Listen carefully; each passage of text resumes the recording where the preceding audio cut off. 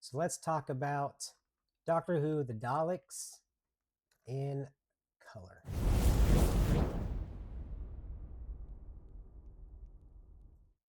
All right, so at first, so when I've been kind of watching, studying, doing a little bit of research, writing down notes, I I was wanting to be a little more impartial when it comes to this. But it's really hard. Now, there's a lot to like about this, but there's even more not to like about this. But a lot of it chops down. I don't know if that's really how you'd say it. Comes down to the resources that Russell T Davies gave them to do this. They didn't give them enough resources to really make this what they needed it to be. And I don't think they got the right people involved either. There are better colorizationists, color. I don't know what they're called. Than the person that they hired to do this. Colorization of old Doctor Who has been going on for, on YouTube for 15 plus years. I'm sure it's been going on longer than that before YouTube. And there are better YouTube pages out there that have done better colorizations than the person team that they asked to do that.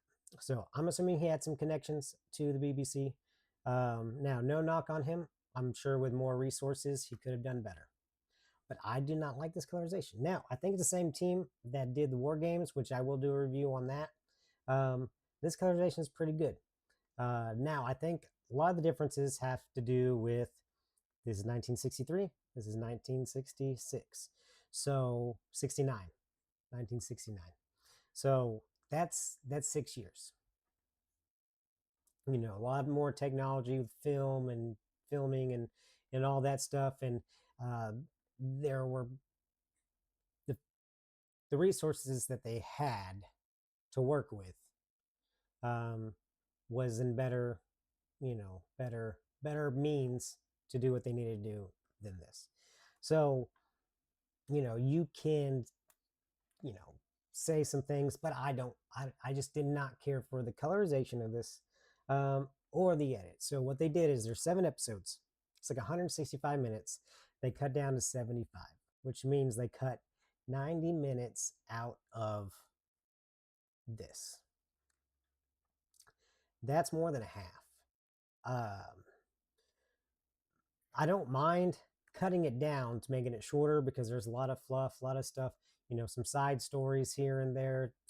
This character's deal with this, and this does do a good job putting all that into just one main cohesive story. So it does do good job. It does do a good job with that. 75% of this is edited really well. Now the other 25, not very good. I think it creates a lot of pacing issues with it, which we'll go more into detail later. But first we'll go over the features, special features. And again, I'm sorry if I'm being all negative Nancy about this. I know a lot of fandoms are very toxic. Now, I don't have a lot of good things to say about Doctor Who, but a lot of Doctor Who fans do not. But most of my issues are with Russell T Davies, not with anybody else that's involved with Doctor Who. Actors, behind the scenes, anything. Just Russell T Davies. He's also on the spearhead of this, and this could have been better because this is basically for the UK, not for us, because we didn't get this till 5 or 6 months later. But this was aired in the UK on the 60th anniversary. So this is essentially the 60th anniversary special. I know you had the David Tennant specials for what it's worth. But this is what they aired for the 60th anniversary. And it could have been better. It could have been better. So, but anywho, let's kind of go into the specifics of the DVD. So you actually get 2 discs here. First disc is the actual Blu-ray, with the episode and one special feature. You get one whole special feature with this, where the second disc is literally just a reissue of the original 2006 Dalek story from the beginning set. So you get the original DVD, which is cool. I like that it did that because eventually I want to get rid of this when I have all of these on Blu-ray. So it helps me eventually, where I can consolidate my space. Now, the US release of War Games, which we will do a review later, it does not do that. So I still have to have my original this. So now I have two cases for that, for one story instead of one. So um, now in the UK, they did get that in with this, but in the US, we did not. So BBC hates the US. Not as much as Australia. They really hate them for some reason because they don't like to release anything for them. So, but yeah, so you get the original. So I like that. But you only have one special feature, and what the special feature is basically is just a making of the colorization. It's not much of a making of, more than a hodgepodge of interviews of the people involved, the few people that are involved, just talking about how they got involved and the purpose of what they wanted to do with this. Like it's 10-15 minutes. There's not much to it.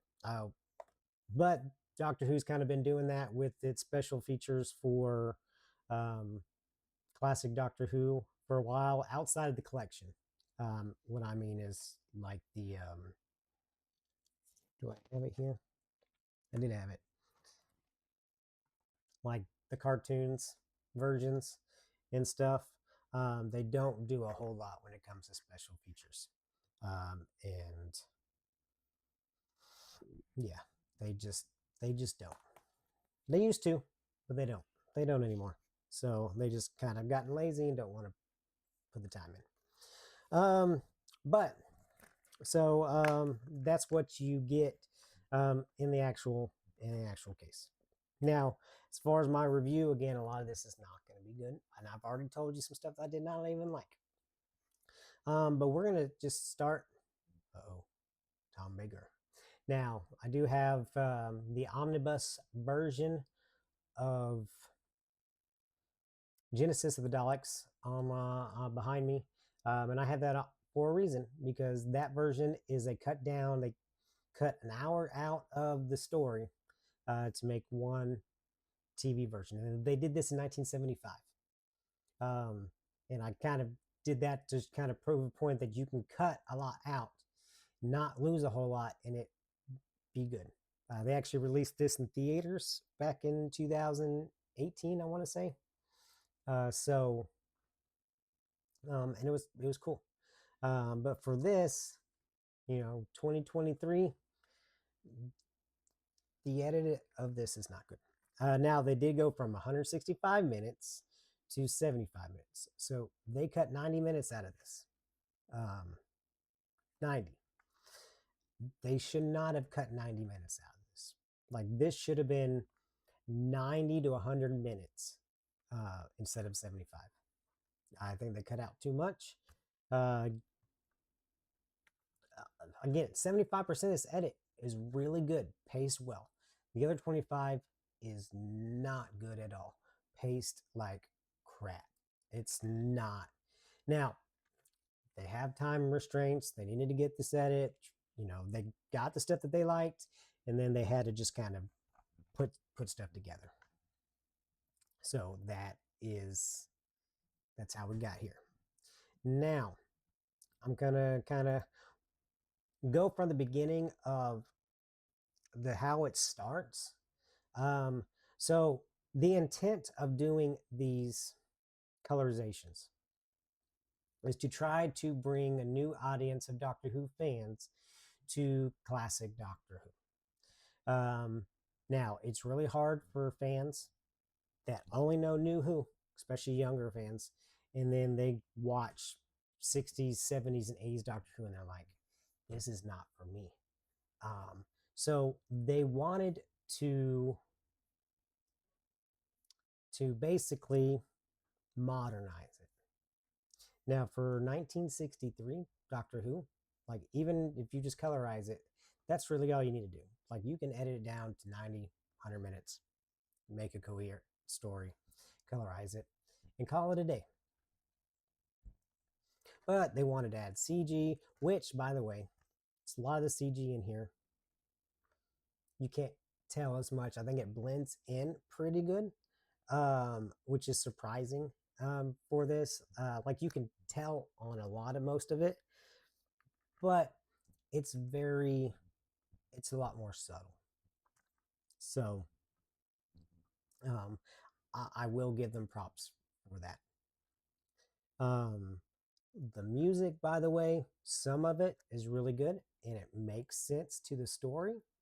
And then some of it doesn't. It's like they got different styles and conflicting music depending on what they're doing, depending on if that's got a lot of action or they're doing a lot of quick cuts, um, or anything else. Um, and there's certain types of music in here that once you hear it, oh crap, we're about to get quick cuts that make no sense and we don't know what's going on. Like it's almost like a prompt to be like, we know what's going to happen. Like we just know we're going to be confused. Um, but so it does start in color. So here's the opening title sequence here. It goes color, Doctor Who, all that stuff. Now, a issue that I have, and I do not understand why they did this. It makes no sense. You want to bring a new audience to it, but Russell Davis has a tendency of basically saying he wants one thing and not doing it. Just not doing it because he doesn't know how. And that is, you want this to be modern. You want to look modern, feel modern, but it goes from color to black and white. So after the title sequence, it's black and white again. Except for the Daleks, that. So I don't understand why they did it that way. I'm gonna assume once they get out of the TARDIS, it's got this like negative film look to it, and maybe they just didn't know how to colorize that. Um, Although I think they could have edited that part out, and then I don't know, they could have done something. Maybe colorized it to make it look different, because it does go from this negative effect, even in the black and white, to a normal. So that could be chopped down to the way they did it in 1963, but it still makes no sense to go to black and white and then go back to color. Maybe because they were trying to be like the 50th anniversary special that started with the original logo in black and white, and then going to the episode and then being in color. But that was more of a homage from 60, it's 50th anniversary. So this was the 60th anniversary, but if they're wanting this just to be its own new thing, it makes no sense to go from color to black and white back to color. I don't know. But also, you'll notice in like this shot, or these, there's a lot of green tints to it. Yes, the trees are green, so the lighting is going to have some green effects on it. So it's going to shine on the people. But why? Like, why? Like, there's no light in this jungle. So why is everything reflecting like a neon off of people? But it's not a thing to just this. It's the whole thing. Okay. Like here, you'll see with Ian, you'll see these green tints around almost everything that's got a crease to it, especially the hair. You could say, well, that's just the light off the trees and the environment. Okay, so when they go to the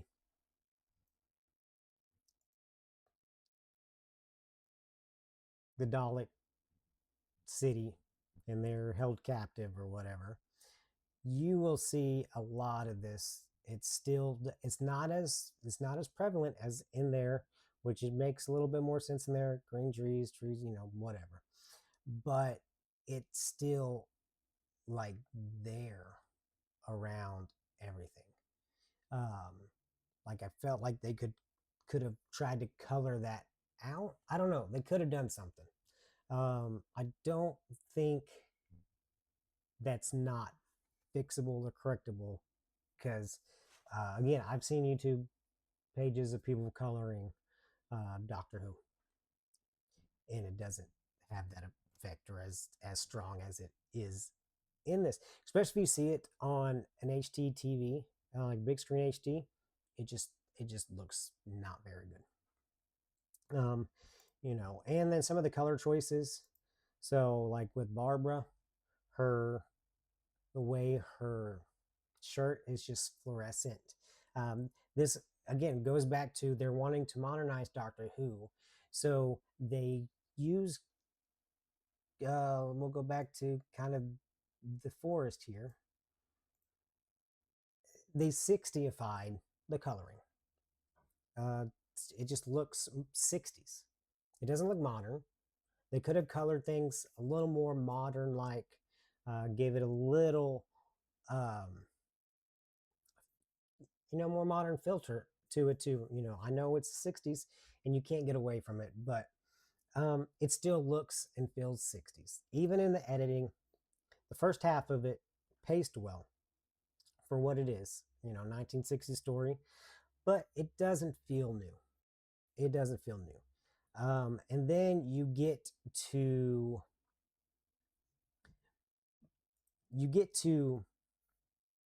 areas later in the story where all of a sudden they need to start getting to where they need to get to. Like it's the action pieces are cut so jarring you can't tell what's happening. A character will go from facing this way with the camera on that shot, so all of a sudden be right here and be like, "Hey, let's go." Like, why did they do that jump?